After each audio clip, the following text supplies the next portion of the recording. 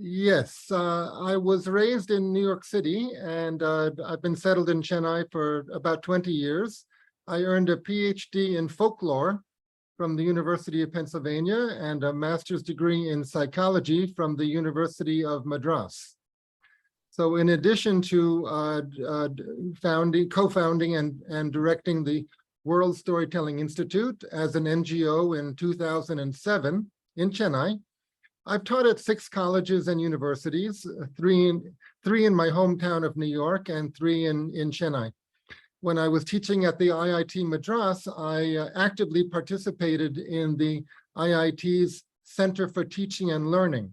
And, my personal website, storytellingandvideoconferencing.com, contains links to 85 of my writings, many of which relate to methods of teaching and learning, with and without electronic technology.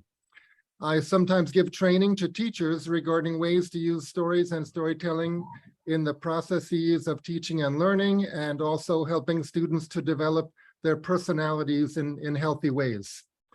So after that overlong introduction, let me say, after 2 years of the pandemic, all of us, especially young people, we need to consciously develop healthy and balanced practices regarding ways of socializing and ways of using communication and education technology. We are now living in a new normal in which communication may be blended or hybrid. By blended, I mean that we may use a variety of experiences, sometimes online, sometimes in person, sometimes reading soft copies, sometimes reading hard copies. So that's a blended set of experiences that we now have.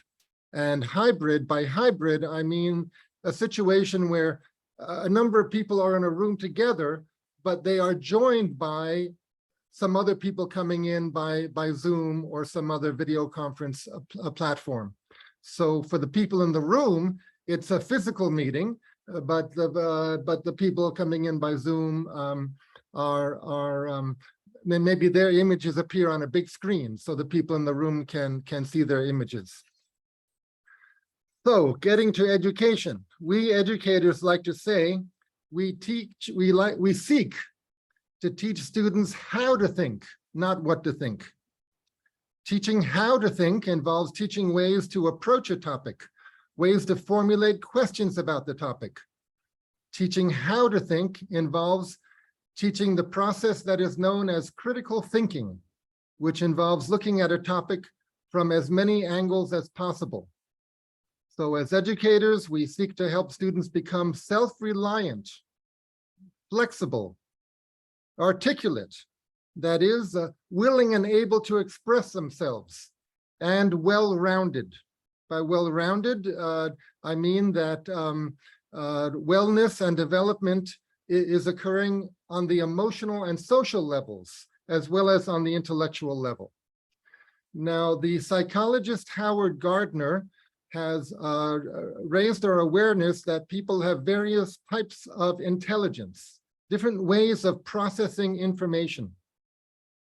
And each individual excels in some areas more than others.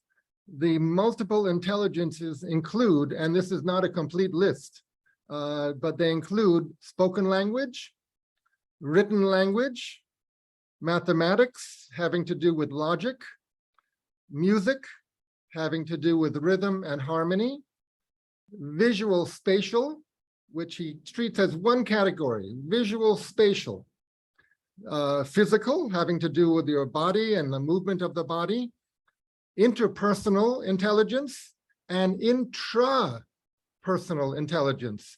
The intra has to do with the capacity for introspection and self-reflection, awareness of one's emotions, and understandings of one's self.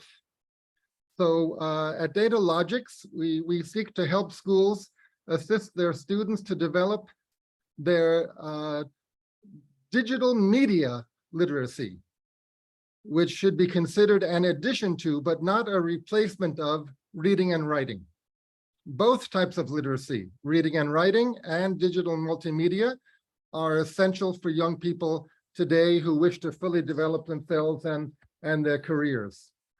So Datalogics educational technology and training provide a seamlessly integrated digital ecosystem, a digital ecosystem of apps that work well together for activities such as writing, that's word processing, math problem solving, painting and drawing, animation, working with photographs, composing slides for presentations and posters, composing music, editing video. All these different media are done by a variety of programs that work well together.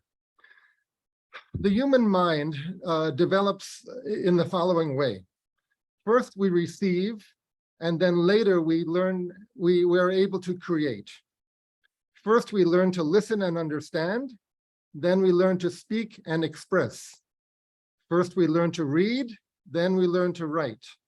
First, we experience and interact with digital multimedia environments designed by educators. And then eventually we can make our own digital multimedia creations. So in conclusion, I pass the baton on to our two teacher experts.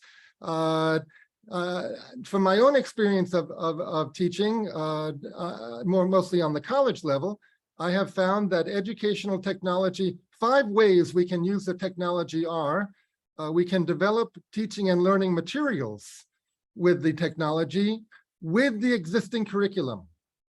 Number 2, we can share these materials with the students. Number 3, we can assist the students to use the technology.